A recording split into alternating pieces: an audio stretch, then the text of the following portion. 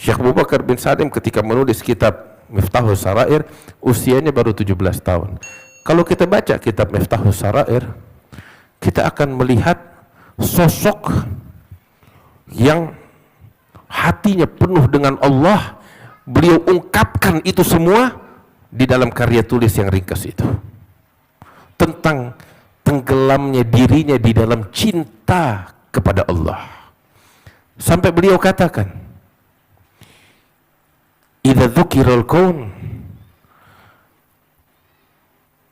faghdud ainaika anil kaun taral mukawwin fihi zahiran atau kama qala. Sampai beliau katakan, mata kanal kaun hatta yahjubuka anil mukawwin. Sejak kapan alam semesta ini hingga membuat kamu terhijab dari sang pencipta Allah Subhanahu wa ta'ala?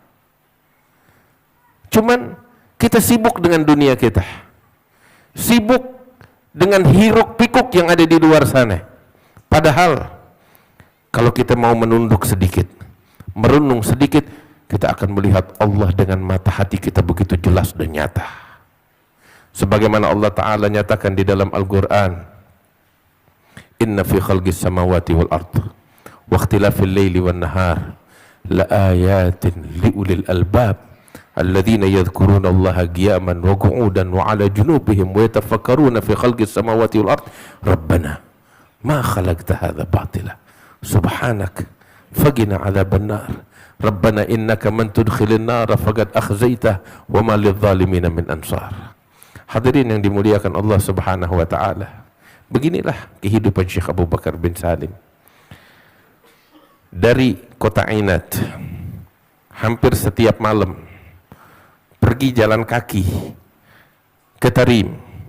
Itu perjalanan mungkin, itu kita kalau pakai mobil sekarang, mobil ngebut 30 menit. Mungkin sekitar 30 kilo lebih kurang. Jalan kaki dari Ainat, telanjang kaki sampai ke Tarim setiap malam. Setiap malam. Untuk apa?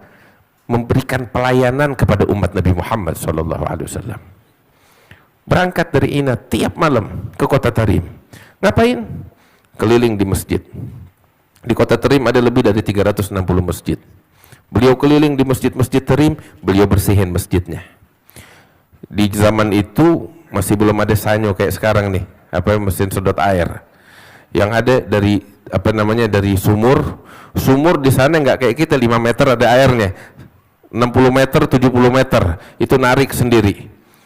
Birkah atau kolam-kolam yang ada di masjid beliau penuhin semuanya. Beliau tiap malam masjid-masjid di kota Tarim beliau bersihkan, beliau isi kolam-kolamnya. Terus setelah itu beliau sholat 2 rakaat di masjid itu, keliling ke masjid yang berikutnya, tiap malam berikutnya dan berikutnya dan berikutnya.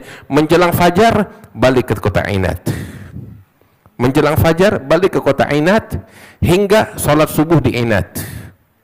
Tiap malam begitu, sampai terkadang di musim dingin itu, ya kan beliau itu jalan nggak pakai alas kaki, hingga darah mengalir dari kaki beliau. Itu beliau lakukan itu setiap malam, nggak pernah cerita sama orang. Persis seperti kakeknya Imam Ali Zainal Abidin, Ibn al-Husain Ibn Ali Ibn Abi Talib. Ketika beliau memberikan infak di jalan Allah itu di kota Madinah selama masa hidupnya Ali Zainal Abidin, nggak pernah ada orang yang minta-minta di jalan.